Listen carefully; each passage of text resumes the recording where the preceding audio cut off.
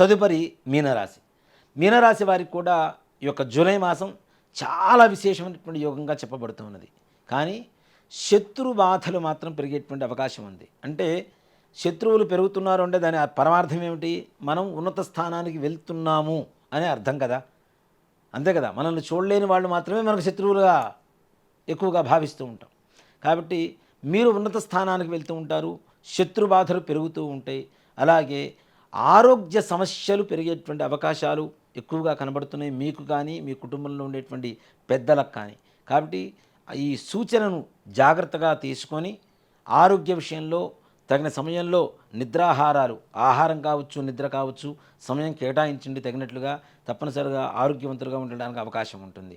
ముఖ్యంగా గ్యాస్ అంటే కడుపులో ఉండేటువంటి మంటకు సంబంధించినటువంటివి, హృద్రోగాలు, అలాగే శిరోబాధ, తలనొప్పులు, ఈ కళ్ళకు సంబంధించినటువంటి సమస్యలు వచ్చేటువంటి అనారోగ్య సమస్యలు వచ్చేటువంటి అవకాశం ఉన్నది. కాబట్టి ఈ విషయాల్లో తగిన జాగ్రత్తలు చాలా తీసుకోవాల్సిన పరిస్థితి ఉంటుంది.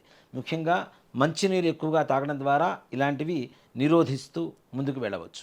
ముఖ్యంగా ఈ యొక్క మీనరాశి వారికి జూలై మాసంలో కుటుంబపరమైనటువంటి సఖ్యత, గౌరవం, మీ కుటుంబం మీ బంధువుల్లో అందరిలోకెల్లా కూడాను మిన్నుగా అంటే మంచిగా ఉండి మంచి పేరు తెచ్చుకొని కుటుంబం అంటే ఇలా ఉండాలిరా అని చెప్పి అందరిలో మన్ననలు పొందేటువంటి అవకాశం, అంత స్థాయికి వెళ్ళేటువంటి అవకాశం కూడా సంపూర్ణంగా కనబడుతున్నది.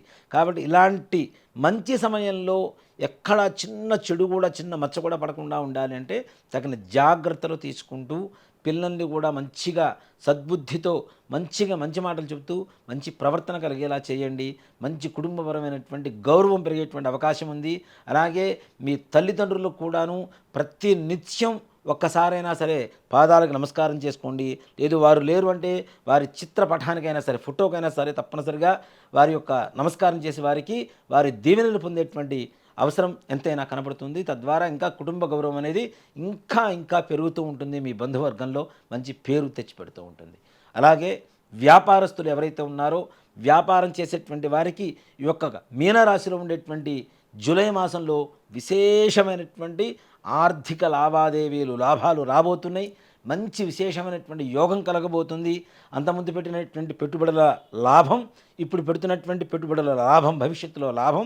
అలాగే ఇప్పుడు జరుగుతున్నటువంటి వ్యాపారంలో అనూహ్యమైనటువంటి మార్పు, వ్యాపారం విస్తరింపజేయడానికి తగినటువంటి వాతావరణం ఏర్పడడం, తగినంత ధనం మీ చేతికి అందడం, తద్వారా చిన్న వ్యాపారాన్ని కూడా పెద్దదిగా పెంచుకునేటువంటి అవకాశాలు బాగా కనపడుతూ ఉన్నాయి. ఈ రియల్ ఎస్టేట్ రంగం వారి విషయానికి వస్తే వారికి కూడా విశేషమైనటువంటి ప్రజాదరణ పొందుతూ ఉంటారు, మంచి లాభాలు పొందుతూ ఉంటారు. ఎప్పటి నుంచో ముడిపడినటువంటి విషయాలు, సమస్యలు ఏవైతే ఉన్నాయో ఈ భూమికి సంబంధించినటువంటివి, కోర్టు వ్యవహారాలు ఇట్లాంటివి కూడాను ఈ చిక్కుముడులు మొత్తం విడిపోయి ప్రశాంతంగా ఉండి ఆ భూమి వీరి పరమై అంటే వీరికి సొంతమై తద్వారా వాటిని నమ్ముకోవడం ద్వారా కూడాను మంచి లాభాలు పొందేటువంటి అవకాశం సంపూర్ణంగా కనబడుతుంది. ఇక విదేశీ ప్రయాణం వారికి కూడాను సంపూర్ణమైనటువంటి సత్ఫలితాన్ని పొందేటువంటి అవకాశం బాగా కనపడుతూ ఉన్నది. చిన్న ప్రయత్నాలతో మీరు అనుకునేటువంటి విదేశీ ప్రయాణం చేయటం, తద్వారా అక్కడ మంచి విద్యావకాశాలు, ఉద్యోగ అవకాశాలు పొందడం, ముందుగా ఉద్యోగాలు చేస్తున్నటువంటి విదేశాల్లో ఉన్నటువంటి వాళ్ళకి మంచి ప్రమోషన్లు రావడం, సహాయ సహకారాలు అందడం, మిత్రుల ద్వారా మంచి పదవి పొందడం, ఇలాంటివన్నీ కూడా జరుగుతూ ఉంటాయి మిత్రుల సలహాలు తీసుకోవడం ద్వారా. అలానే స్వదేశంలో ఉండేటువంటి ప్రభుత్వపరమైనటువంటి ఉద్యోగస్తులు ఎవరైతే ఉంటారో వారు కూడా మంచి మన్ననలు పొందుతుంటారు. మంచి బదిలీలు, కోరుకున్న చోటుకి బదిలీలు పొందడం, అలాగే ప్రమోషన్స్ రావటం, అలాగే మిత్రుల సహాయ సహకారాలు సంపూర్ణంగా అందడం అనేది కూడా బాగా జరుగుతూ ఉంటుంది. అలాగే ఇక ప్రైవేటు పరమైనటువంటి ఉద్యోగస్తులకి, స్వదేశంలో ఉండేటువంటి ఉద్యోగస్తులకు కూడా మంచి విశేషమైనటువంటి లాభదాయకంగా ఉండేటువంటి సమయం.